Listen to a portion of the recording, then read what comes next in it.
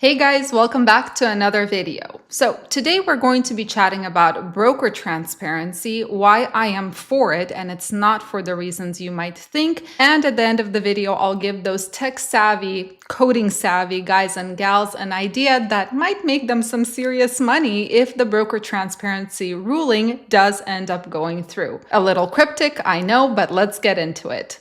Ready? Let's go.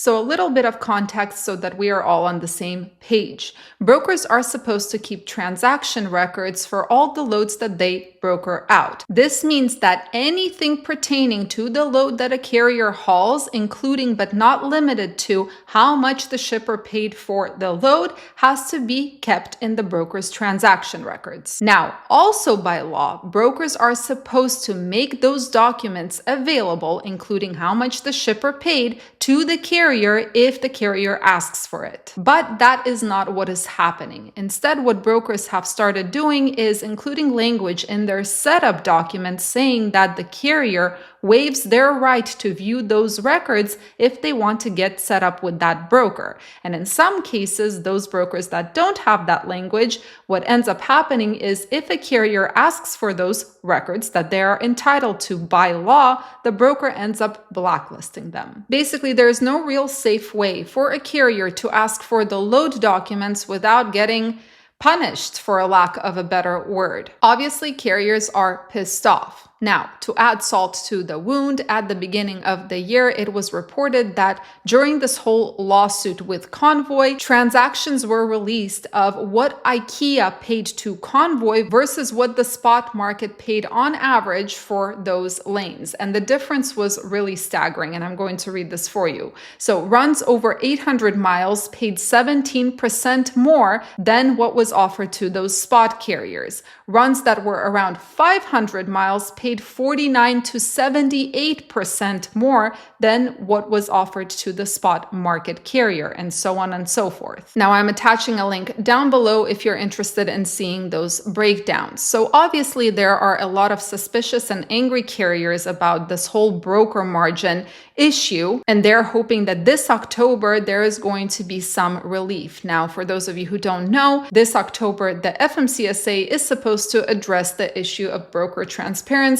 and either do something about it or do nothing about it. Now, most of us are exposed to people who are very much for this whole idea of broker transparency, but there are some that are very against it. Of course, most of them are brokers, but there are some carriers as well. And what they say is be careful what you wish for. So what does that actually mean? Well, Jeffrey Tucker, who is the CEO of Broker Tucker Company Worldwide and who is a third-generation broker, describes it as a race to the bottom. And what he says is the following: if shippers get price transparency and demand savings, that's going to give shippers a price target, and everyone in trucking is going to feel the pain all the way down. It would be extreme, unnecessary pressure being placed on an already stressed system. So now it is my turn, and you can love me or hate me for my opinions. Personally, I don't give a flying what a broker earns as long as I am turning a profit. The broker can be earning 95% of the load for all I care, as long as my numbers are solid and the profit I see is acceptable to me. I'm good. And I believe that most folks in this industry feel the same way, given the fact that there was not much about broker transparency during the peak COVID years where carriers were making bank. We were making what we deemed was an acceptable profit for us, so we didn't really care or concern ourselves with what the broker was making.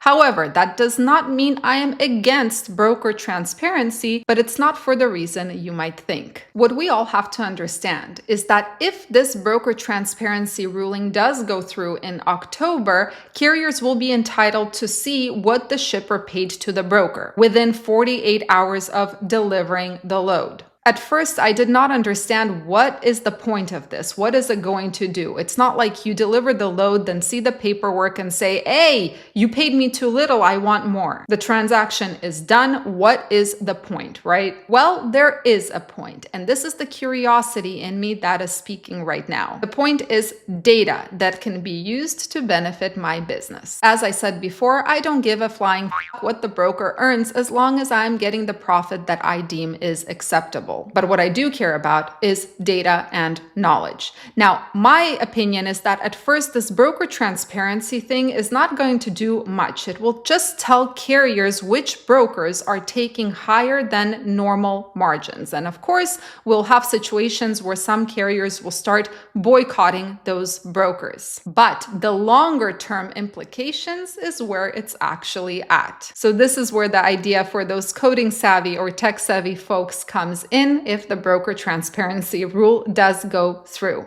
After some time, there will be averages within each company. Mine for sure, because I absolutely love running numbers and I love data. And maybe there will be a website where there will be data that collects the rates from carriers of what the shipper paid to the broker and what the carrier got paid, and then averages. And it will look something like this. So let's say broker A, average margin for less than 400 miles is 40%, then 38% for medium length haul, and 34% for long haul. Then we have broker B, less than 400 miles, 74% margin, 400 to 800 miles, 45%, and over 800 miles, the broker keeps 40%.